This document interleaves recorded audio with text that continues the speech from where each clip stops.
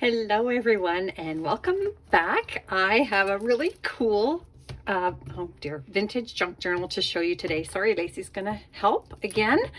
It's not gonna end well. She loves these bangles, that's the problem.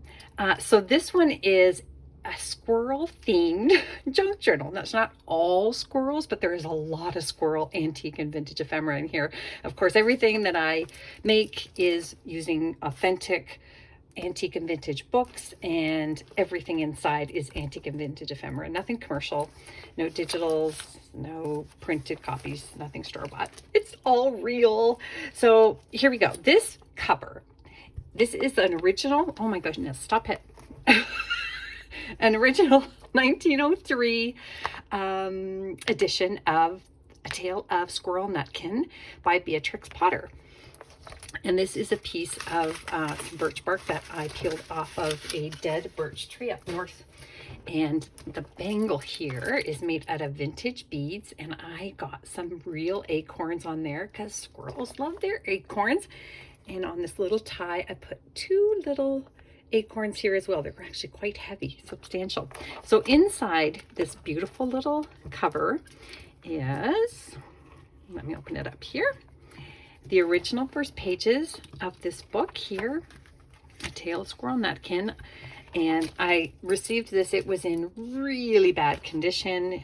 It was elastic together, but I was able to save this, and you can see here it's 1903, and there's one of the plates from the book. I love it so much. The actual vintage book is called Memory's Wall, and I didn't cover it up because I love that. So here is, oh, I guess if it's a squirrel journal, I'm going to call it a squirrel. That's bad. I apologize. That's bad. Oh, come on, Lacey. This here is from a 1920s children's book, The Squirrel and the Leaf. And I put antique paper on the back so you could journal on. But look at this wonderful 1905 children's book page with color. That was a big deal back then because it probably went through quite a process to have this. I actually know the process. If anybody's ever interested, I can do a little thing on it. I think I'm the only geek that's interested in that kind of thing. Here is another plate from the original Beatrix Potter book, from the book that you see on the cover. And down here is a pocket made from a children's book page from the 30s with a flying squirrel on it there. And there's the original inscription from 1956. That was a Christmas present. Oh, sorry, the original first pages of the book, Memory's Wall, and I left those blank for lots of journaling space. And there's the author, Lady Eaton, 1956 there. Here's a wonderful children's book page from a 1940s book, Whiskey Frisky. That would have been a good name for you, Lacey, Frisky. And in here, I have another children's book page, and we've got some chipmunks up in the tree there. And that's just a really cool little piece. 1934 Paris, France Almanac page here that I turned into a pocket. And inside here, I have just this really cool piece here. Antique paper on the back with the beautiful carriage. And then the reason I put Jean's High Grade Ice Cream from 1953 in here is because it has maple walnut. So walnuts, squirrels, get it? It actually took me a long time to find something that had a nut theme in it in my receipts. Here's another little chipmunk. I love chipmunks and squirrels, and I should mention that I am passionate about squirrels. I have lots of them in my backyard that visit me every day for their peanuts. More squirrels here. Another plate up here from the original book, and this is another little acorn piece here from a vintage book, and you could journal on the back. I had so much, it took me about a year to collect all this to make just this one book. I'm so excited about it. This is from the 1930s, a student's page. I love that they're practicing their cursive writing there. And then just a little peekaboo page here and here for journaling. And this is not squirrel related, but it is a wonderful children's book page. I didn't want it all to be squirrels. Here's a beautiful plate here from a vintage book. This is one of the best belly bands I've made. It is from a spine of a children's book that had so much coloring in it that it left the dye marks in the interior spine for the signatures, and I left the original threading in there. I love it so much. And this is just a really cool piece from 1915 with some embroidery patterns and macrame on the back, which is coming back. a vintage recipe page here. There's another squirrel page here from 1937. And this is just a really fun little children's page here. Antique paper on the back of that as well for journaling. This is a gorgeous 1904 botanical page here. And she's biting her foot now, okay. And then this is the original dust cover of this book, Memories Wall. And we've got a squirrel bit up here. And then I made a little pocket here with a fantastic page here from a magazine from the 1940s. And just the most wonderful advertisements in there. So I had a lot of fun reading through that and looking at days gone by. Great little pocket here. I put a little pressed flower in there. And back here, this is one of the coolest things. This is from the 1940s. It is an iron-on embroidery pattern. So you would have ironed that on or traced it. I'm not sure, but it's a squirrel. See how excited I was when I found that in my collection. I lost it. More squirrels here from the 20s.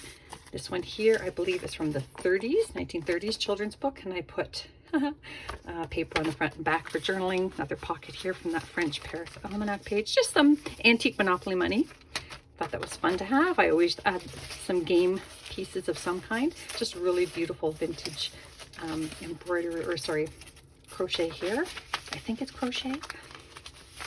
1930s, 1924 music sheet. Just reading the Roman numerals, getting a little better at it every day. And then this is from June 1926. Look at this fabulous page here. I love this. Gray hair. What is she, 20? So anyways, I just think that's a wonderful little piece there, and you can stuff even more things in there if you like.